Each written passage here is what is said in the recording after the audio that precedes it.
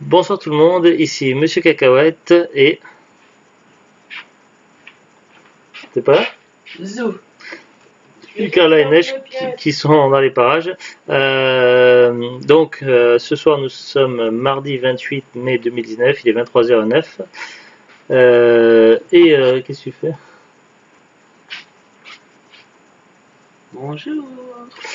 Et ce soir on a regardé un film qu'a choisi The Glut que tu connaissais bien apparemment. Oui. Et donc c'est un classique. C'est un film qui est sorti quand j'étais... Il s'agit de Marie à tout prix. Qui est sorti à l'époque des VHS, des cassettes vidéo. 17 ans à l'époque.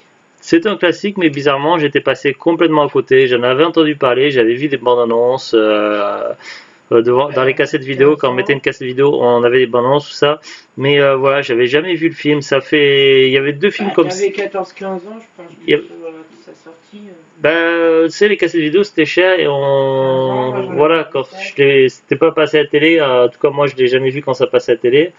Et puis en cassette vidéo, voilà, c'était pas, j'avais plutôt du genre Independence Day, des trucs comme ça, le 5e élément, cassette vidéo ou Mortal Kombat, j'avais pas Marie à tout prix. Donc voilà, j'étais passé complètement à côté. Donc voilà ce film là avec Cameron Diaz. Qui est considéré comme un classique, donc je connaissais pas du tout cette découverte, donc j'avais zappé aussi d'autres films à l'époque comme Au nom d'Anna, des trucs comme ça, donc c'était vraiment la découverte pour moi. Alors je suppose que vous en avez déjà entendu parler.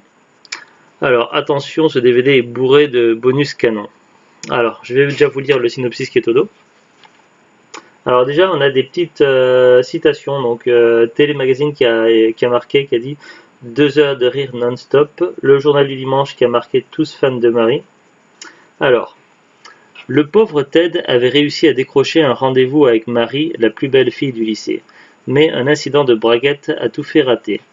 Hélas, quand il est sorti de l'hôpital, Marie avait déménagé. Bien des années plus tard, chez son psychiatre, il réalise que le souvenir de Marie l'obsède et il engage alors un détective privé pour la retrouver. Mais Ted n'est pas seul sur le coup et il se retrouve en compétition avec 2 autres soupirants. Tous veulent Marie à tout prix. Alors, je suis pas tout à fait d'accord. Alors, c'est pas un détective privé à la base, c'est un électricien, je crois.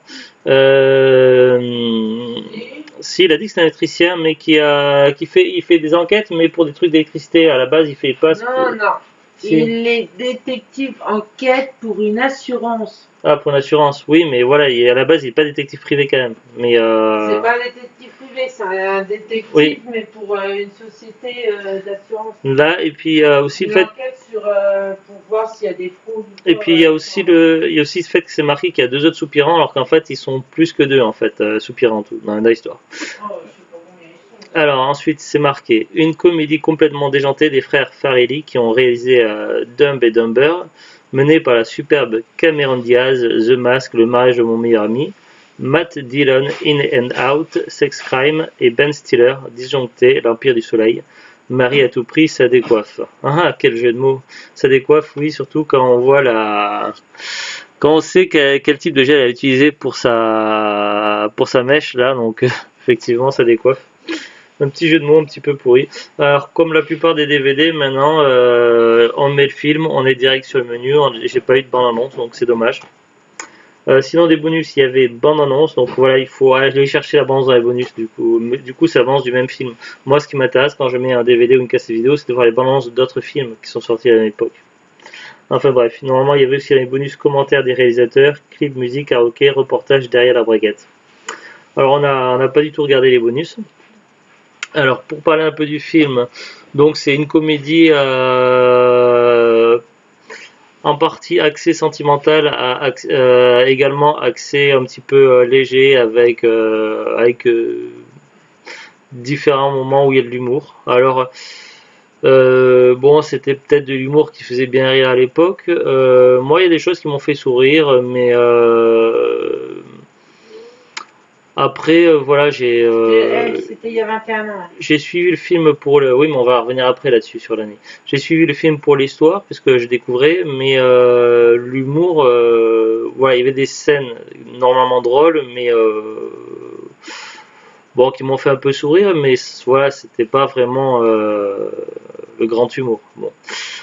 Après, voilà, c'était surtout pour la découverte du film, mais aussi parce qu'il y avait Ben Stiller, un acteur que j'aime bien, donc je voulais voir un petit peu ce que ça donne. Donc j'ai suivi le film avec attention. Alors pour résumer un petit peu le film déjà, avant que je vous dise ce que j'en ai pensé, on a d'abord une première phase où ils sont à l'époque des étudiants. Ils parlent de lycée, mais après, selon les États-Unis et la France, c'est pas pareil en fait, c'est inversé, je crois. C'est pour ça que lycée, ça ne veut trop rien dire dans un film américain. Parce que le collège c'est le lycée, et le lycée c'est pas un mot employé par les Américains. Oui, enfin voilà, oui, mais déjà le lycée c'est un mot qui n'existe pas en anglais, donc pour les Américains.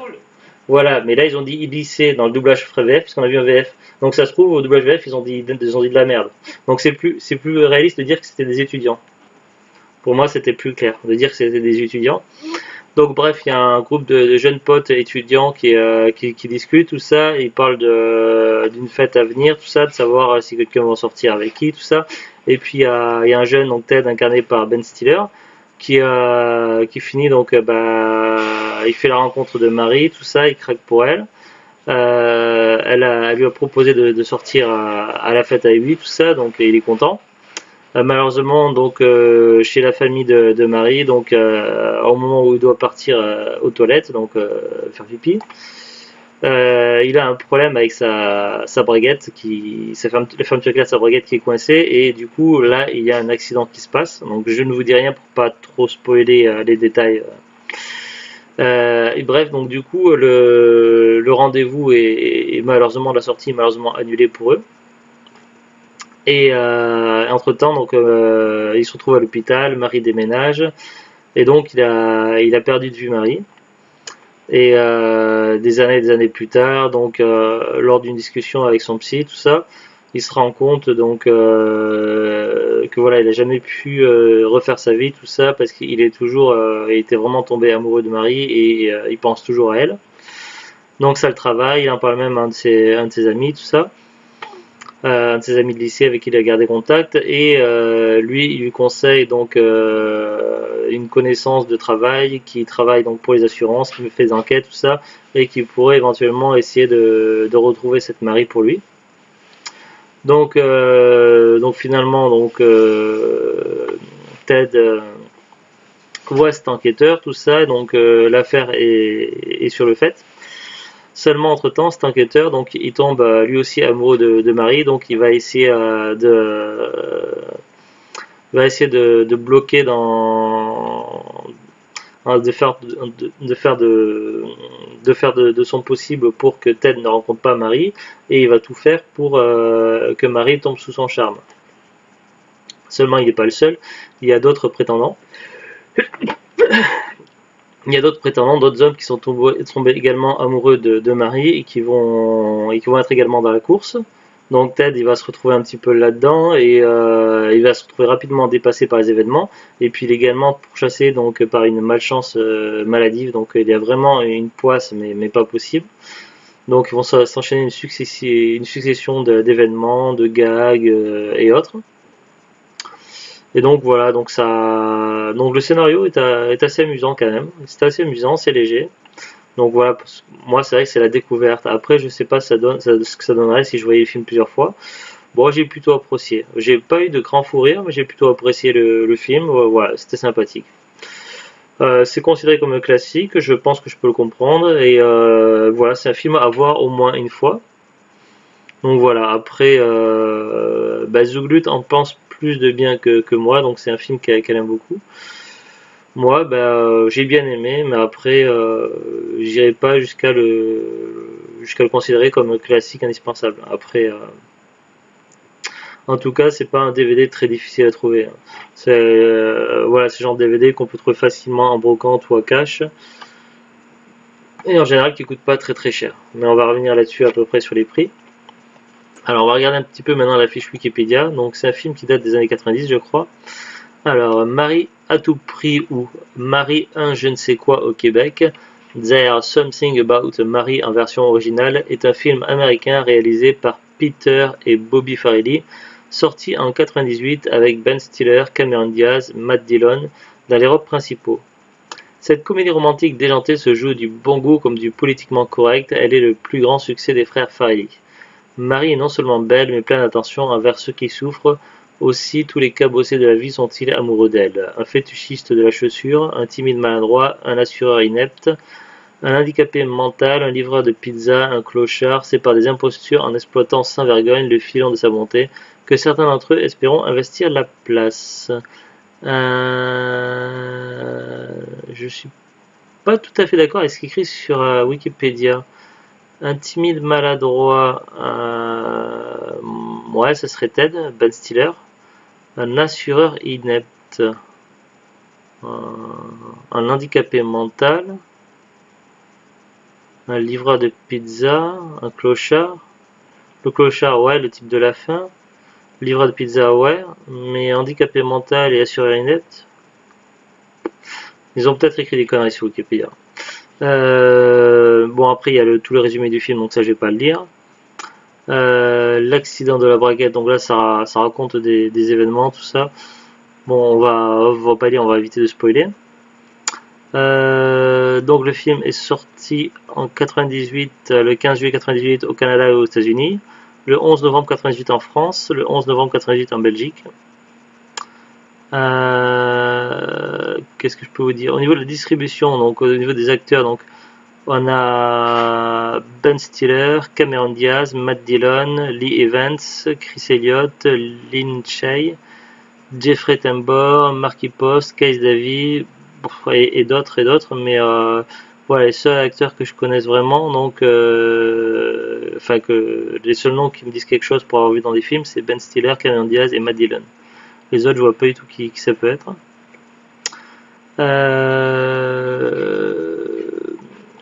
Réalisation. Donc il y a un petit paragraphe dans réalisation, donc il marque sur Wikipédia.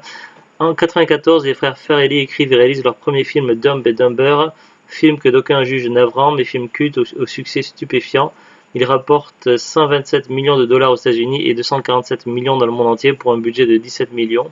Leur deuxième film Kingpin en 1996 fait un flop, il ne rapporte que 25 millions de dollars aux États-Unis pour un budget estimé à 27 millions. Après un tel désastre, les deux frères sont persuadés que leur prochain film va être le dernier. Aussi décident-ils de lancer leur chant du cygne et veulent réaliser le plus dément des films politiquement incorrects qu'ils seront capables d'imaginer. Le triomphe de Marie à tout prix en 1998 sauve leur carrière, ce film reste en 2015 leur plus grand succès. Voilà, après il parle du tournage, des lieux de tournage, accueil, critique, tout ça, des récompenses, voilà, bon, c'est pas très intéressant le reste, donc je vais pas lire. Pour le DVD, donc si vous cherchez sur internet, donc le DVD est toujours commercialisé. Alors il y a deux versions, donc sur Amazon en tout cas. Cette version là que j'ai, donc hop, celle-ci, donc on l'avait acheté à Cash Express. Les prix pour ces films là normalement c'est maximum 90, donc on a dû le payer à moins de 2 euros. Pratiquement voilà, relativement propre avec 2-3 petites rayures mais rien de dramatique. Le film est passé intégralement sans aucune coupure, donc le film n'a pas sauté, donc voilà, impeccable, il n'y a pas eu de souci. Voilà, donc après c'est le genre de film qui est quand même assez courant à trouver en brocante ou à cash. Sur Amazon, donc il y a exactement la même édition donc que celle qu'on a là, avec le design de Marie comme ça qui tient ses mains sur ses genoux et le chien en plâtre, avec le petit rond. Attention, ce DVD est bourré de bonus canon. Donc cette même édition sur Amazon, expédiée et vendue par Amazon. Ah, j'ai cliqué, ça m'a ouvert un truc. Alors expédié et vendu par Amazon, donc je fais le précédent, 12,65 €. Donc ça, je trouve ça un peu excessif. Et c'est une édition qui est sortie, donc date de sortie de DVD le 1er janvier 2000, avec au niveau des langues italien, anglais et français, sous-titres anglais, français, italien, grec, néerlandais. Voilà, donc je trouve ça quand même un peu cher. Et sur Amazon, il y a une autre édition, donc cette fois-ci avec fourreau, avec un design différent, où on voit Marie avec cette fameuse houppette là, mèche, et puis avec une espèce de braguette et tout, où on voit autour du cou du personnage incarné par Ben Stiller, avec marqué attention comédie culte. Donc cette version est fourreau différente, expédiée, vendue par Amazon également. Elle est vendue moins cher, elle est vendue 7,64 €. Alors pourquoi elle est vendue moins cher, je ne sais pas. Au niveau des langues, anglais, français, donc il y a moins de choix de langue. sous-titré anglais, néerlandais, français. Donc ils ont supprimé 2 langues, je crois. Donc sur la première édition, celle qu'on a, normalement il y a italien en plus, donc ils n'ont supprimé qu'une. Et ils ont supprimé des sous-titres également. D'accord. Est-ce que... Ouais, donc c'est bien marqué anglais, italien, français. Les sous-titres, ça va jusqu'à grec et hollandais. Hollandais, néerlandais, quoi. Ils disent néerlandais sur Amazon, et là c'est marqué hollandais. Ça doit être la même chose. Voilà pour... pas grand-chose à dire de plus. Ça reste un classique. Après, à vous de faire votre propre avis. En tout cas, voilà, sympathique. Moi, ce que j'en dirais, à voir au moins une fois. Allez, à très bientôt et à bientôt. Je ne vais pas dire bon week-end parce qu'il est déjà un peu tôt quand même. Allez, au revoir.